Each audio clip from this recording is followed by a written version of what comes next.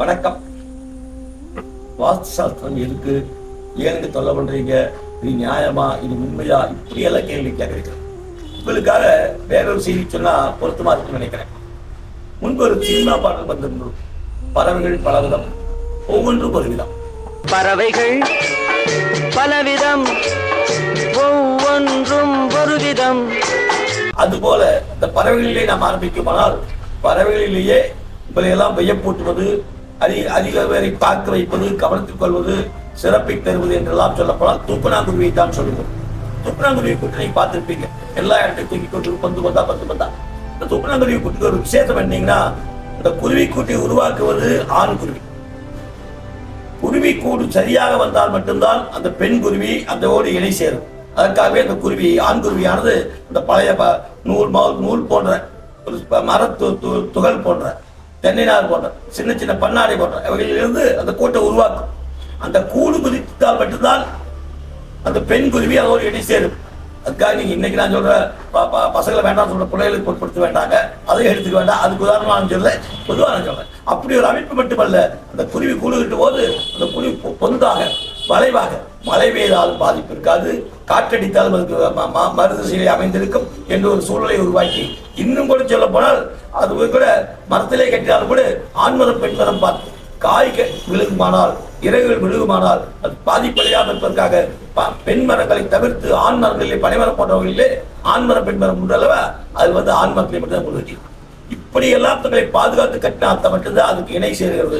அதற்கு பின் அதற்கு முட்டையிட்டு குஞ்சு பறிக்கிறது. அதிலே கூட இன்னும் ஒரு சிறப்பா இருக்க, ஒரு மின்மணி பூச்சி இருக்கும் இல்லைங்களா, அந்த மின்மணி பூச்சியை பிடிச்சிட்டு வந்து அந்த கூட்டுல ஒட்டி வச்சிருக்கும். இந்த கூட்டுல ஒட்டி வச்சுட்டா அது வெளிச்சம் கொடுக்கும். அதற்கு பிறகு அடுத்த கட்டத்துக்கு போயிடுவான்.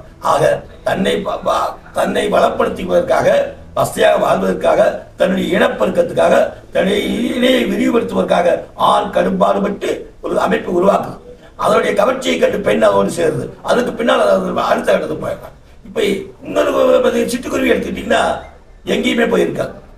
சிட்டுக்குருவி மனிதனை தேடி மட்டுமே, மனிதர்கள் மட்டுமே இருக்கு. வீட்டு தாழ்வாக்கெல்லாம் கூடு கட்டியிருக்கு. என்ன காரணம்னா, மற்றவர்களால் தங்களுக்கு பாதிப்பு வராமல் இருப்பதற்கு மனிதனை கேடமாக, நம்மை கேடயமாக பயன்படுத்தி எல்லா மனிதர்களுக்கும் நாம் கேடு செய்கிறோம். ஆனால் இயற்கை வித்தியாசத்தை பாருங்க. சிட்டுக்குருவி நம்மளை தாக்கு, நம்ம பாதுகாப்புல, நம்முடைய கௌரவத்துல, நம்முடைய கவனத்தில் இருக்குது, நம்மளுக்கு சந்தோஷத்தை கொடுக்கும். சில நேரங்களில் வீட்டிலேயே தொல்லை பண்ணுது, கசகசனம் பண்ணுது, இடைஞ்சலாக சில கருத்துக்கள் வந்தாலும் கூட அதற்கு மேல் அதை நாம் விரும்புகிறோம், அதை வெறுக்கிறது இல்லை. அப்படி ஒரு தன்மை இந்த சிட்டுக்குருவி சின்ன சின்ன கூடுகளை கட்டி தாழ்வாட்டில் சந்தில பொந்தில் சாப்பிட்டே இருக்குது. இதே மரங்குத்தி பறவைன்னு ஒரு பறவை இருக்கு இல்லைங்களா, பெரிய ஒரு குரல், அருமையா இருக்கு அதனுடைய குரல். அது அழகாகவும் இருக்கு. அந்த மரங்குத்தி தலை ஒரு திசைனா வித்தியாசமா இருக்கு. அது மரத்தை கொத்தி மரத்துக்குள்ள ரவுண்ட் பண்ணி கூடு போட்டு அதுக்குள்ள தண்ணி வசிப்பத்தை உருவாக்கிறது. இப்படி ஒரு சிறப்பு அதுக்கு இருக்கிறது. ஆமை இருக்குது, வீடே அதுக்கு கூடு. நத்தை இருக்குது, கூடே அதுக்கு வீடு. அதனுடைய இயற்கை படைப்பு இருக்கும். அதெல்லாம் வீட்டோடய வாழ்ந்துட்டு இருக்குது, வீட்டிலேயே வாழ்ந்துட்டு இருக்குது, வீட்டுக்குள்ளேயே வாழ்ந்துட்டு இருக்குது. அது அவங்களுக்கு எல்லா வகையிலும் பாதுகாப்பா இருக்கு. இது எல்லாத்தோட கரையாம்புத்து எடுத்தா கருணாகுடி இருக்குன்னு சொல்றோம். அப்ப நாகப்பாம்பு தனக்கு கட்டிடம் கட்டிக்கொள்ள வாய்ப்பு இல்லாமல், தனக்கு ஒரு உருவாக்கத்தை ஏற்படுத்திக் கொள்ள இயலாமல் கரையான் இருக்கிற புற்றிலே அது போய் வாழ்ந்து கொண்டு இருக்கிறது. அது ஒரு விஞ்ஞானம் சொல்லுகின்ற, இன்றைய அறிவியலாளர்கள் சொல்லுகின்ற எல்லாரும் கண்டுபிடித்து சொல்லுகின்ற தன்மை கரையான் புத்திலே கரையானை கட்டி விட்டு நாகமுடி இருக்கிறது என்று சொல்வார்கள். அது போலவே இன்னொரு வேடிக்கையும் உண்டு. எல்லோரும் விரும்புகின்ற குரல் படைத்த குயில், எல்லோராலும் குயில் பாட்டி என்று பெருமை பேசப்படுகின்ற அந்த குயிலானது தனக்கென்று ஒரு கூட்டை உருவாக்கிக் கொள்ள தெரியாமல், மக்களை வசீகரிக்கின்ற சக்தி இருந்தாலும் கூட தனக்கு ஒரு கூடு உருவாக்கிக் கொள்ள தெரியாத அது என்ன பண்ணுறதுன்னு கேட்டீங்கன்னா, காகத்தின் குட்டிலே போய் காகத்தை விரட்டி விட்டோ, காகத்தை ஏமாற்றி விட்டோ, தன்னுடைய முட்டையை அங்கே முட்டையிட்டு அதிலே குஞ்சு பொறித்து குயில் குஞ்சு தன்னுடைய வளர்த்து காகத்து விட்டுத்தனமாகவோ, மோசடித்தனமாகவோ, துரோகமோ அங்கே பறவை அளவிலேயே இருக்கிறது. இந்த மனிதனை காட்டில் அதிகமாக இருக்கிறது என்று கூட சொல்லலாம். இப்படி ஒவ்வொரு தன்மையும், முயல் கூட குழி பறித்து அந்த வங்கிலே தான் தனக்கு ஏற்படுத்திக் கொள்வான். குட்டிகளை வளர்த்துவதற்காக, பாலூட்டு குட்டியது வளர்த்துவதற்காக நிலத்திலே வங்கு தோண்டி இருக்கும். அதுபோல வங்கநதி என்று கூட சொல்வார்கள். நதிகள் எல்லாம் மொத்தமா எங்க வேணாலும் இருக்கும், பெரும்பாலும் புதர்கள் தான் இருக்கும். இந்த வங்க நதிகள் வங்கு பறிச்சு இருக்கும். இப்படி எல்லாத்தையும் தலைமை எடுத்து சிங்கம், சிங்கத்துக்கு கோயில் இருக்கிறது.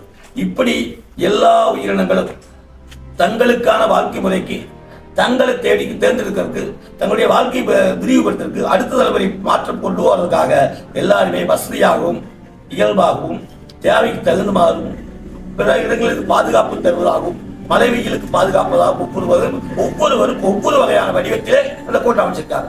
இதுதான் உண்மை. ஆக இந்த மனிதனாக பிறந்த நாம் அவர்கள் எல்லாம் 5 அறிவு படித்தவர்கள், நாம் 6 அறிவு படித்தவர்கள் சொல்லுவோம். நாம் செய்ய வேண்டியது என்ன?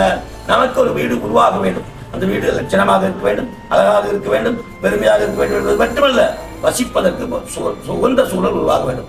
வசிப்பதற்கு உகந்த சூழல் உருவாக வேண்டும் என்றால் நாம் கட்டுகின்ற கட்டடத்தினாலோ சிமெண்டினாலோ இரும்பினாலோ முடியாது.